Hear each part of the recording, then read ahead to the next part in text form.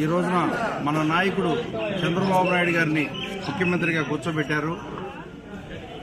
ప్రభుత్వ వ్యతిరేకత మీద మొట్టమొదటి మెట్టు అమరావతి ఉద్యమం, రెండవ మెట్టు యువగలం ఉద్యమం, యువగలం పాదయాత్ర. అట్లానే రకరకాలుగా గత 5 సంవత్సరాలుగా ప్రజలు పడ్డ ఇబ్బందులన్నీ బ్యాలెట్ రూపంలో చూయించి తెలుగుదేశం పార్టీకి అట్లానే జనసేన బీజేపీ కూటమికి మంచి మెజారిటీ ఇచ్చారు. ప్రజలందరూ మంచి మ్యాండేటరీ ఇచ్చారు. గత 40 సంవత్సరాలుగా రాష్ట్రంలో లేని మంచి మెజారిటీని తెలుగుదేశం పార్టీకి ఇవ్వడం జరిగింది. దీనికి ప్రజలందరూ కూడా, ఆంధ్రప్రదేశ్ ప్రజలందరూ కూడా కృతజ్ఞతలు. ఒక్క ఓటు ఒక్క అవకాశాన్ని గతంలో చేసిన తప్పుని సరిదిద్దుకొని ఈ రోజున మన రాష్ట్రాన్ని, గాడి తప్పిన రాష్ట్రాన్ని గాడిలో పెట్టగలిగిన ఏకైక నాయకుడు చంద్రబాబు నాయుడు గారిని నమ్మి ప్రజలందరూ ఓట్లేసి మమ్మల్ని ఎమ్మెల్యేలుగా చేయడం జరిగింది.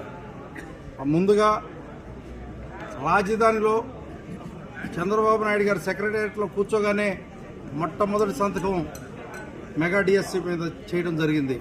అట్లానే అమరావతి అభివృద్ధి పనుల్ని రిజల్ట్ వచ్చిన మరుసటి రోజు నుంచే మొదలు పెట్టడం జరిగింది. ప్రమాణ స్వీకారం చేయకముందే ఆయన అమరావతిలో అభివృద్ధి పనులు మొదలు పెట్టడం జరిగింది. అట్లానే పేదవాడికి ఆకలి తీర్చే అన్నా క్యాంటీన్లు తెరవడం జరిగింది. అట్లానే పెన్షన్లు 3,000 ఉన్న పెన్షన్ని 4,000 చేయడం కోసం జీవో రిలీజ్ చేయడం జరిగింది. గత 3 నెలలుగా 3,000 రూపాయలు, అట్లానే రాబోయే నెల 4,000 రూపాయలని రాబోయే నెలలో మొదటి వారంలో రిలీజ్ చేయడం కోసం సంతకం చేయడం జరిగింది. అట్లా పేదవారికి ఉపయోగపడే పనుల మీదే ఎక్కువగా దృష్టి పెట్టి రాష్ట్రంలో రాష్ట్రాభివృద్ధి కోసం సంక్షేమం జోడెద్దులుగా ముందుకు తీసుకెళ్తారని మా నాయకుడు భావిస్తున్నాను. ధన్యవాదాలు.